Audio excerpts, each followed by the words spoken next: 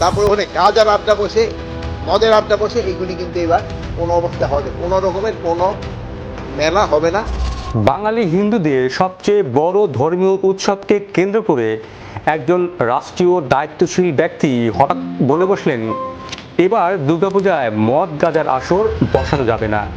প্রশ্ন হলো যে দুর্গাপূজা কখনোই মদ গাঁজার উৎসব ছিল না, সেখানে কেন হঠাৎ এই শব্দ দুটি চলে এলো? এটি কি নিছক অজ্ঞতা নাকি ইচ্ছা করেই হিন্দু ধর্মের অনুভূতিকে আঘাত করার চেষ্টা?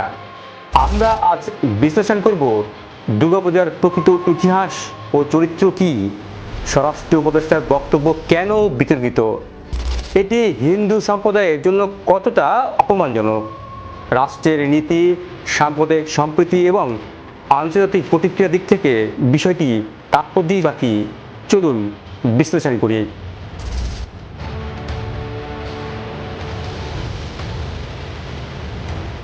প্রথমে আসুন পরিষ্কার করে নেই, দুর্গাপূজা আসলে কি? দুর্গাপূজা হলো দেবী দুর্গার আরাধনা, যিনি অশুভ শক্তিকে বিনাশ করেন এবং শুভ শক্তির জয় নিশ্চিত করেন। পুরাণ মতে মহিষাসুর নামের অসুরকে পরাজিত করতে দেবতাদের সম্মিলিত শক্তি থেকে জন্ম নেন মা দুর্গা। তাই এই পূজা মূলত শুভ শক্তির বিজয়ের প্রতীক। বাংলায় প্রথম সার্বজনীন দুর্গাপূজা প্রচলন করেন রাজশাহীর তাহিরপুরের রাজা কংসনারায়ণ। সময়টা ১৬শ শতক। তারপর থেকে এটি বাঙালি হিন্দুদের মিলন মেলার হয়ে উঠেছে। বাংলাদেশে তো বটেই, ভারতের পশ্চিমবঙ্গে সাড়ম্বরে উদযাপিত হয় দুর্গাপূজা। কলকাতা দুর্গাপূজা উৎসবকে ইউনেস্কো হেরিটেজের স্বীকৃতি দিয়েছে। 5 দিন ব্যাপী দুর্গাপূজার আসলে কি হয়? ষষ্ঠী, মহাসপ্তমী, মহা অষ্টমী, মহানবমী এবং বিজয়া দশমী, এই 5 দিন মূলত দুর্গাপূজা অনুষ্ঠিত হয়। মহালয়ার পর দেবী দুর্গাকে মর্ত্যলোকে আহ্বান জানানো হলে ষষ্ঠীর দিন দেবীর বোধন, অধিবাস এবং আমন্ত্রণের মাধ্যমে মূল পূজার আনুষ্ঠানিকতা শুরু হয়। মহা অষ্টমীর বিশেষ আকর্ষণ হলো সন্ধি পূজা এবং কুমারী পূজা। সন্ধি পূজা হলো অষ্টমী ও নবমীর সংযোগস্থলে অনুষ্ঠিত বিশেষ পূজা। অন্যদিকে কুমারী পূজা হলো দেবী দুর্গাকে কুমারী রূপে পূজা করা। শাস্ত্রের মতে 1 বছর থেকে 16 বছর বয়সী সুলক্ষণা কোনো কুমারীকে দেবী জ্ঞানে পূজা করা হয়, যা মাতৃরূপে ঈশ্বরের আরাধনার এক বিশেষ প্রতীক। এই উৎসবের শেষ দিনে বিজয়া দশমীতে প্রতিমা নিরঞ্জনের মধ্য দিয়ে এই দুর্গোৎসব শেষ হয়। এখন প্রশ্ন হলো, এই পুরো প্রক্রিয়ায় কোথায় মদ গাঁজার আসর বসে? উত্তর একটাই, কোথাও নয়। এবার আসি সেই বিতর্কিত বক্তব্যে। 8ই সেপ্টেম্বর শারদীয় দুর্গাপূজা উপলক্ষে এক প্রস্তুতি সভা শেষে সাংবাদিকদের স্বরাষ্ট্র উপদেষ্টা জাহাঙ্গীর আলম চৌধুরী বললেন, এবার দুর্গাপূজায় মদ গাঁজার আসর বসানো যাবে না। কিন্তু হঠাৎ করে তিনি মদ গাঁজার আসর প্রসঙ্গ টেনে আনলেনই বা কেন? তার বক্তব্যের মধ্যে লুকানো আছে এক ধরনের ইঙ্গিত, যেন দুর্গাপূজা মানেই মদ গাঁজার আসর। আপনি শুনুন তার বক্তব্যটি। আর এই পূজা উপলক্ষে অনেক সময় আশেপাশে যে মেলাগুলি হয়, তারপরে ওখানে গাঁজার আড্ডা বসে, মদের আড্ডা বসে, এইগুলি কিন্তু এবার কোনো অবস্থায় হবে, কোনো রকমের কোনো মেলা হবে না। এখানে কয়েকটি বিষয় খেয়াল করুন। হিন্দু সম্প্রদায়ের বিরুদ্ধে ভুল বার্তা দেওয়া হলো। রাষ্ট্রীয় পর্যায়ের কর্মকর্তা যখন বলেন মদ গাঁজা বসানো যাবে না, তখন সাধারণ মানুষ ভেবে নিতে পারে দুর্গাপূজার সঙ্গে নিশ্চয়ই এমন কিছুর সম্পর্ক আছে, অথচ বাস্তবে কোনো সম্পর্কই নেই।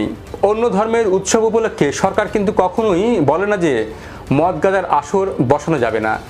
তাহলে কেন শুধু হিন্দু ধর্মের উৎসবের ক্ষেত্রেই এই প্রসঙ্গ টানা হলো?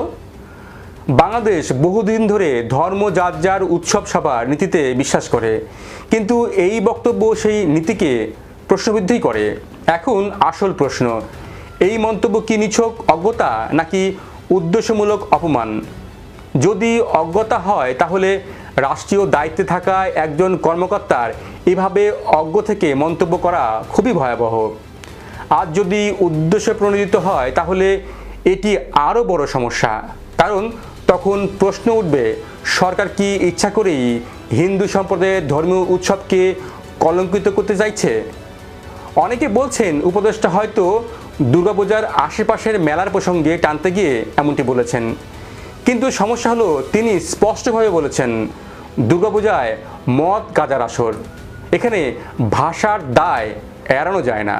বাংলাদেশ জাতীয় হিন্দু মহাজোট সহ বিভিন্ন সংগঠন এরই মধ্যে ক্ষোভ প্রকাশ করেছে।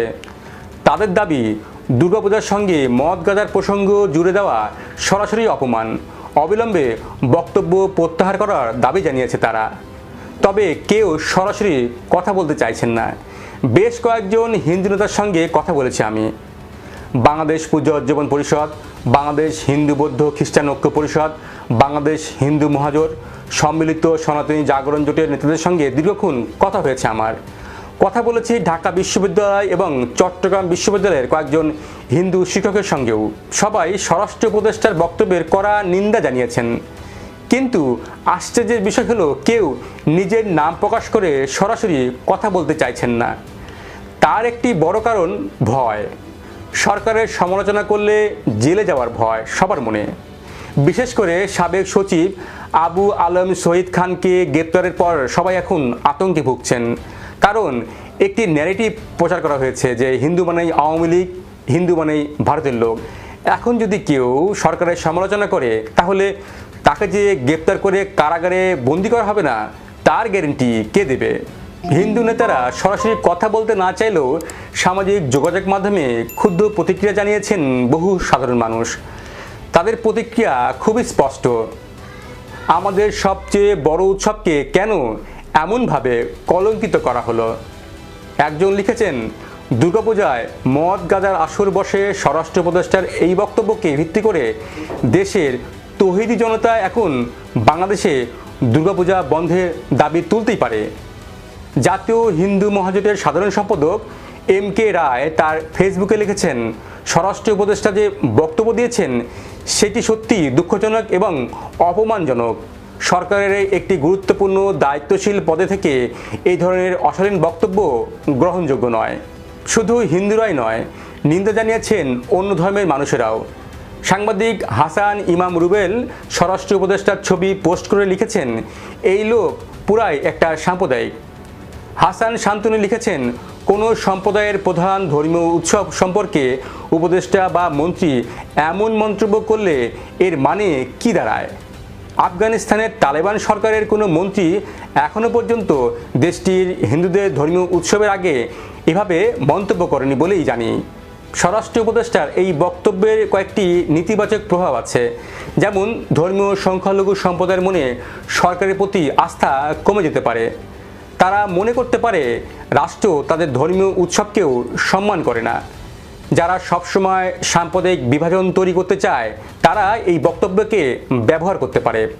সেই সঙ্গে সংখ্যালঘুদের ভোট ব্যাংক প্রভাবিত হতে পারে। এছাড়া আন্তর্জাতিক মহলেও সরকারের ভাবমূর্তি ক্ষুণ্ণ হতে পারে।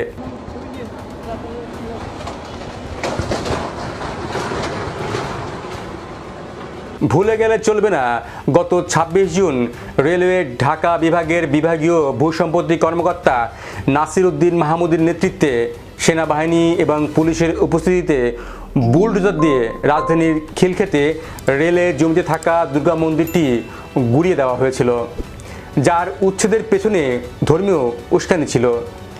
দিনের আলোতে শুধু প্রতিমাই ভাঙা হয়নি, ভাঙা হয়েছে হিন্দুদের মনও। কিন্তু এজন্য সরকারের পক্ষ থেকে কেউ দুঃখ প্রকাশ করেনি। মনে হয়েছে এটি কোনো ঘটনাই নয়।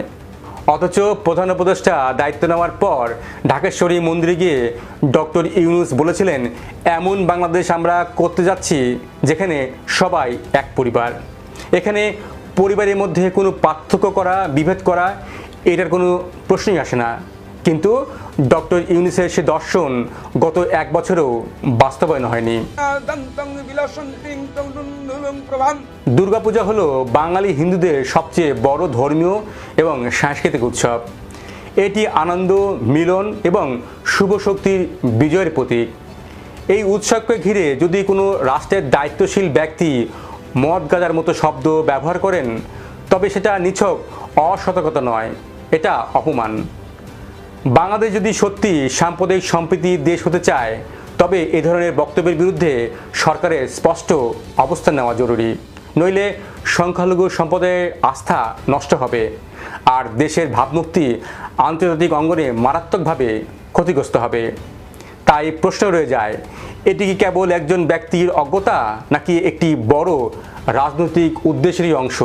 জানান আপনার মতামত। ভিডিওটি শেয়ার করুন, লাইক দিন, সম্ভব হলে আমাদের চ্যানেলটি সাবস্ক্রাইব করুন। আর এতক্ষণ আমাদের সঙ্গে থাকার জন্য ধন্যবাদ।